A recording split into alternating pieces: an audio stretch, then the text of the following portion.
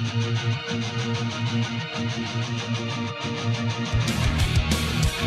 see the face on the TV screen, coming at you every Sunday. See the face on the billboard, well, that man is me. Oh boy, I have a costume this time. You guys like my clerical collar here? It's a piece of printer paper. One of my all-time favorite videos on YouTube is a 10-minute animation about an entire town dying. The Backwater Gospel is an animated short film created by Bo Math, and in my opinion, it's one of the best works on this entire platform. The video is set in a small Old West town called Backwater. It opens with a character called The Undertaker, heralded by ravens. The Undertaker's figure is a black silhouette, and his legend is that of death. Wherever the Undertaker treads, death slowly follows. And in the first scene, we see just that. A man working on a telephone pole sees the Undertaker and falls to his death. The Undertaker simply steps forward and takes his measurements to build a coffin.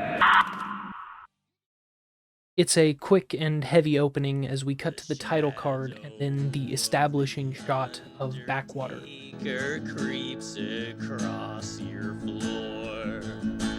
Go lock up. Shortly after, we see a man who I'm going to refer to as the Vagrant playing the so-called Ballad of the Undertaker. These hills are filled with whispers.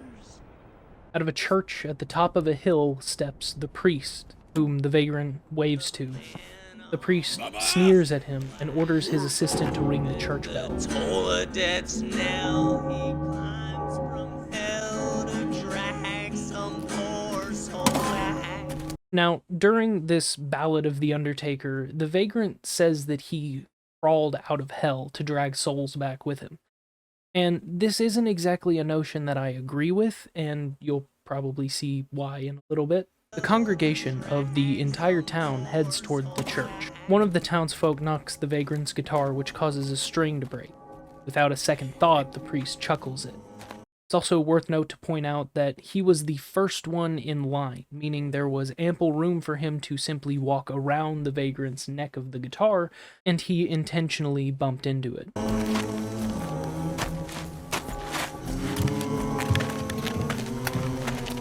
Hi, editing Jackie here, and I just wanted to point out that it looks like the same character is the first, full-body congregation member that we see walk into the church and intentionally steps around the priest, which dives into a theme that we're going to see a lot in just a second. I just wanted to point that out. And another thing to keep in mind going forward is notice how the people of the town all blend together, with the pale skin and drab clothes. Even the priest's assistant blends in, if not for his large, imposing figure. The only residents of Backwater that stick out are the priest with his darker uniform and the Vagrant, who has more color than the townsfolk he's shot with. Despite the color palette being of the same hues as the rest of the townsfolk, the colors are a little bit more saturated or vibrant. His guitar is also personalized. Etched into it are "Those Poor Bastards" and "The Dust Storm." Personalizing a guitar or article of clothing is a fairly common trait. Anybody can simply buy a pair of jeans or a jacket or a guitar, but they all just sort of blend together. Willie Nelson's trigger has a large hole in the body of the guitar from when someone kicked it in during one of his first performances. Woody Guthrie's guitar had a sticker just above the neck that read, "This machine kills fascists." Tom Morello's "Arm the Homeless" guitar, or even Billy Joe Armstrong's blue Stratocaster, which is emblazoned with stickers that sort of broadcast that pop-punk chic. The point that I'm trying to make is that personalizing a guitar or an article of clothing or any of a similar nature is a way to broadcast your personal opinions on different political climates or etc. But it's also a very loud sort of fuck you to society.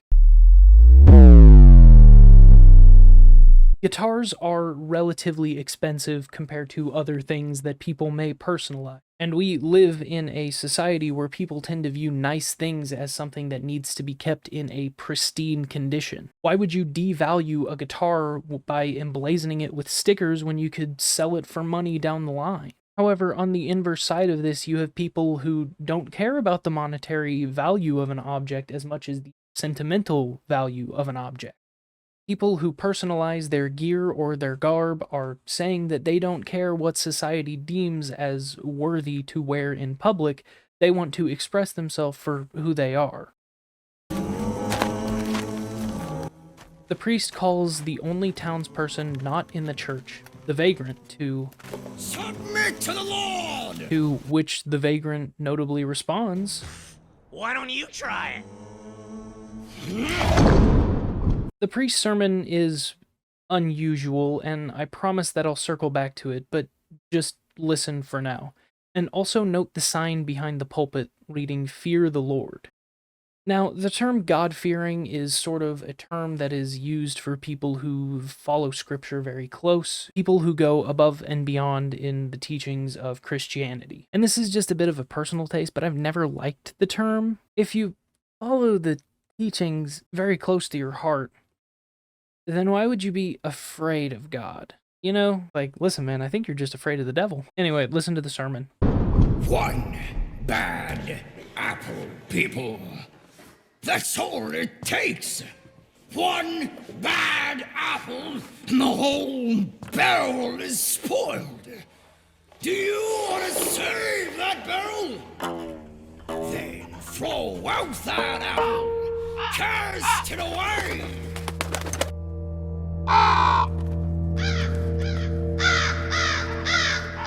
But if you fail to destroy that apple, who will carry the blame? It is said that in the city of Shechem, every man was punished for the sins of one man. And the punishment was death. So this isn't a normal sermon. The priest invokes fear. The priest invokes fear and tension among his followers. He spins the old adage of one bad apple doesn't rot the barrel to its inverse, showing there's more going on.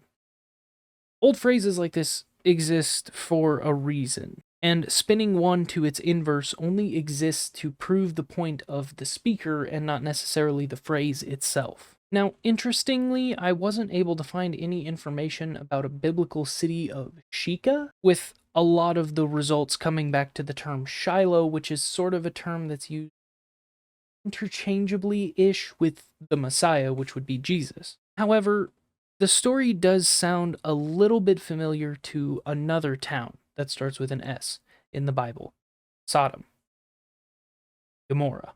These were a pair of towns that were so overrun with sin in the Old Testament that God smited. The pair of towns in the Old Testament were so overrun with sin that God decided to smite them down. And this is a side tangent, but just to sort of drive the point home a little bit, the reason why the strip club in New Vegas is called Gomorrah is a reference to Sodom and Gomorrah. And in New Vegas, it is a temple built to greed and lust, two of the 7 deadly sins. But even if we were to take the teachings of Genesis and apply it to the priest's speech in the animation, it still is a little bit hollow. The two towns were so corrupt that God felt he had no choice than to wipe the slate clean, so to speak. Not because of the sins of one, but because of the sins of everyone. The vagrant then comes face to face with a raven, and notices a flock that perched around the town before knocking on the windows of the church, and informing the congregation and the priest that The Undertaker's coming. it's also notable that he refuses to even step foot inside the church. Who's he coming for? Well, it ain't gonna be me.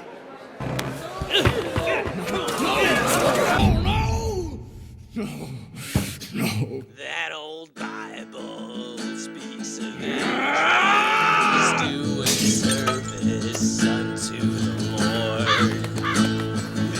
townsfolk panic and retreat to their homes. We see the town desolate. Everyone in their homes ripped up the floorboards to shore up windows, sharpen weapons for defense, or drink, while the Undertaker sits at the well in the middle of town, waiting. Tells a lie.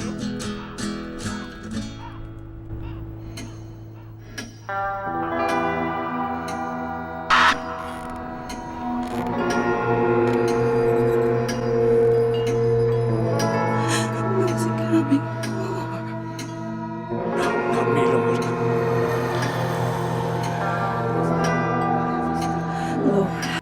The church bell rings again, and the congregation reassembles. The priest's sermon is, again, unusual for a man of the cloth. Testing us, people! For 7 days we have been tormented because that son of perdition refuses to fear the Lord! How long must we suffer from his wicked ways? The Lord wants us to destroy the bad apple, and with his sword in my hand, I say, the blasphemer shall be stoned!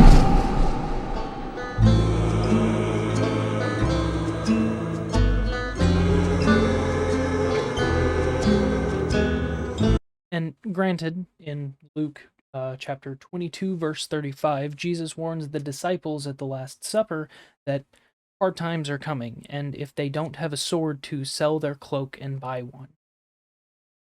Which, in modernized terms, would be like, sell your jacket to get a Glock. Just, modernizing it for the Gen Zs.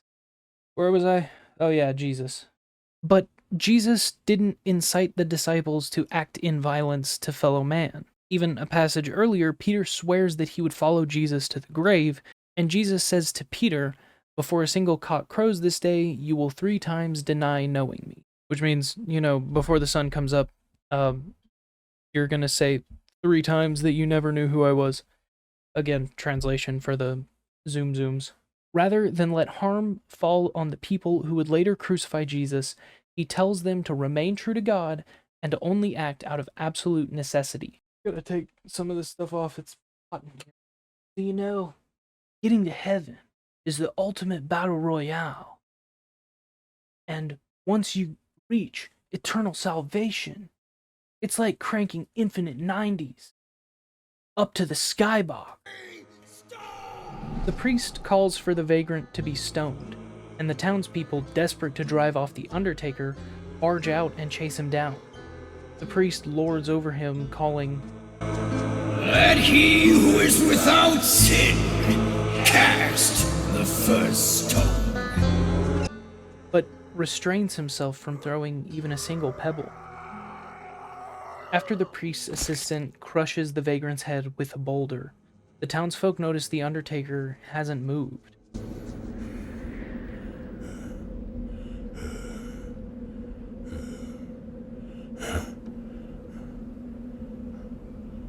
Who is he waiting for?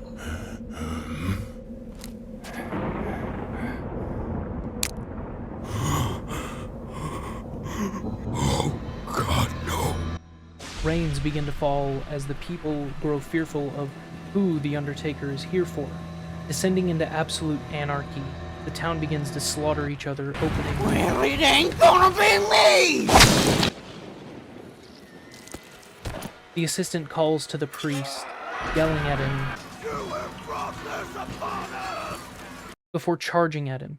The priest trips and, in desperation, opens his Bible to reveal that it's hollow. Inside the hollow pages is a gun, which the priest uses to shoot his assistant. He crawls through the carnage to the feet of the Undertaker and raises his gun as the assistant, with half his face blown off, raises a wooden cross and leaps toward the priest, who shoots him through the chest as the wooden cross crushes his head. And then it's over. The sun returns, and behind the Undertaker is a rainbow. Finally gets up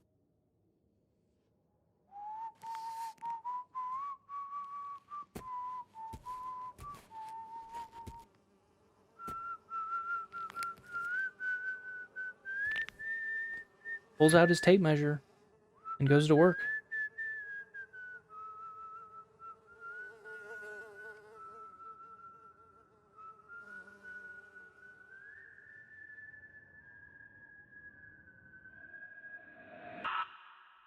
And that's it. The Undertaker song plays as coffins close on the townspeople who have recently died. But apart from that, that's the end of the entire video. Now let's get into some fun stuff. Let's dissect some religious symbolism. So, I don't think The Undertaker is the devil or a demon or anything like that. I think he is simply a means to an end. After the rains, a rainbow appears behind The Undertaker. This is similar to, in the book of Genesis, the Great Flood, which God flooded the earth to wash away all of the sins in the world. If The Undertaker was Lucifer, or a demon, or a devil, or anything like that, then why would God's promise to man to never again flood the earth to absolve it of its sin appear behind the devil? In my opinion, in my little, game theory brain, this character is actually Azrael, God's angel of death who transports souls to the afterlife. The cross that falls on the priest is pretty clear symbolism that his faith won't save him, and in the end he was actually killed by the symbol of his faith. And on the topic of the priest, the Bible that he carried around was hollowed out to hold his gun. Similar to how his sermons didn't actually preach the gospel, they were used to incite violence on his fellow man and the people who wouldn't submit to him. Not to God, to him. And this is my interpretation of the priest, but I see a lot of modern political sort of ideologies echo through him. The way that his faith was hollow and was only used as an excuse to punish those he didn't agree with, we see politicians quote scripture to put down those they don't agree with. Why do you think those voters are drawn to you? Well, I'm Protestant, I'm Presbyterian, which means something.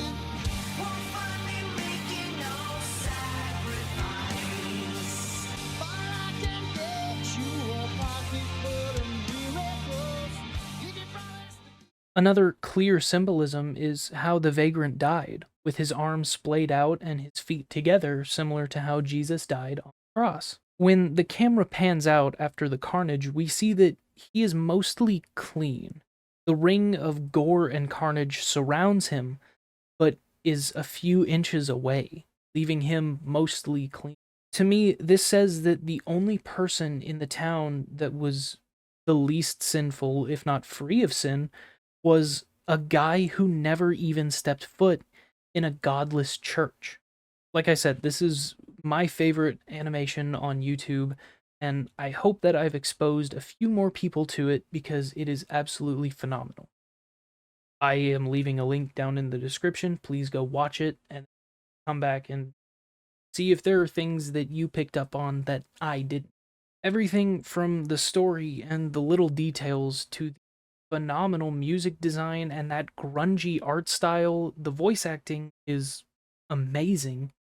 This video needs all the love in the world. And if you enjoyed my analysis of a 10-minute video on YouTube that you can go watch for free, I seriously recommend going to check it out. Oh boy, the part of the video where Jackie gets all sentimental and shit. Look at this. 6. 666. The devil. Now, Do you know what a MILF is? I just kind of wanted to get up here and say thank you for the support. It's something that I did not expect. I kind of started making videos because I was bored and because I feel like I have some interjections about the whole, video game media sort of landscape that we're seeing right now. I'm not doing this because I think that I'm right or I think that I'm inherently more intelligent when it comes to these things than other people. I'm absolutely not. I'm an idiot. I just happen to be an idiot with a webcam and a microphone and enough time to edit videos. I just wanted to come up here and say thank you to everyone who has, subscribed and been supporting me. It's absolutely phenomenal. I didn't expect there to be a turnout as quickly as there was. and I don't want to come off as pretentious. I don't think that I know better than other people when it comes to, media analysis or anything like that. I've never made a video game or a movie or anything like that, but I consume a lot of that media, and so I think that I have a little bit of room to comment on things that I see crop up a lot, but I do want to see where this road kind of goes. I think it might be fun. But thank you so much for watching. Thank you for watching this far into the video, and I hope you stick around. Subscribe, like, leave a comment, all that stuff. I'm working on upping this production quality. Everything's kind of shit right now, but, I'm working with an unemployed 20-year-old's budget. Bear with me, stuff will get better, I promise. Maybe. Okay, I take back the promise. You should subscribe, because 0% of people who watch my videos are actually subscribed. And to subscribe means you see the face on the TV screen, coming at you every Sunday. See the face on the billboard, well, that man is me. On the cover of the magazine, there's no question why I'm smiling.